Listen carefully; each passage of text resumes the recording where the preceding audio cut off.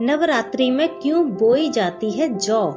हर साल अश्विन माह के शुक्ल पक्ष की प्रतिपदा तिथि से शारदीय नवरात्रि शुरू होते हैं। इस दिन से पूरे 9 दिनों तक माँ दुर्गा के अलग अलग 9 शक्ति स्वरूपों की पूजा की जाती है। दरअसल वर्ष में 4 बार पौष, चैत्र, आषाढ़ और अश्विन महीने में नवरात्रे आते हैं। चैत और अश्विन में आने वाले नवरात्रे प्रमुख होते हैं, जबकि अन्य 2 महीने पौष और आषाढ़ में आने वाले नवरात्रे गुप्त नवरात्रि के रूप में मनाए जाते हैं। अश्विन महीने से शरद ऋतु की शुरुआत होने लगती है, इसलिए अश्विन महीने के इन नवरात्रे को शारदीय नवरात्रे के नाम से जाना जाता है। शारदीय नवरात्रे 3 अक्टूबर से प्रारंभ हो रहे हैं, जो कि 11 अक्टूबर तक चलेंगे। नवरात्रि के पहले दिन घट स्थापना या कलश स्थापना की जाती है। इसके साथ ही इस दिन जौ भी बोए जाते हैं। नवरात्रि में जौ बोने को लेकर मान्यता है कि इससे घर परिवार में सुख समृद्धि आती है। इतना ही नहीं, घर का भंडार हमेशा धन धान्य से भरा रहता है। तो आइए जानते हैं कि आखिर नवरात्रि के पहले दिन जौ क्यों बोए जाते हैं। इस परंपरा की शुरुआत कैसे हुई? नवरात्रि में जौ बोने से जुड़ी एक पौराणिक कथा है।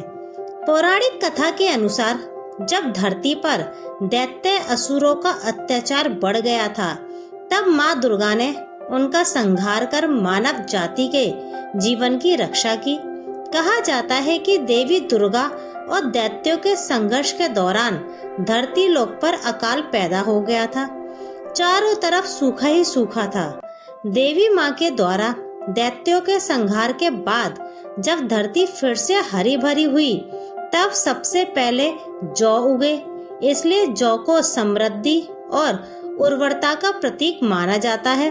दूसरी मान्यता के अनुसार जब ब्रह्मा जी ने इस सृष्टि की रचना की, तब जो फसल सबसे पहले विकसित हुई थी वो जौ थी। कहते हैं कि नवरात्रि के पहले दिन घट स्थापना के समय जौ की सबसे पहले पूजा की जाती है और उसे कलश में भी स्थापित किया जाता है। नवरात्रि के समय जौ बोने की परंपरा धरती पर संपन्नता का संदेश देती है।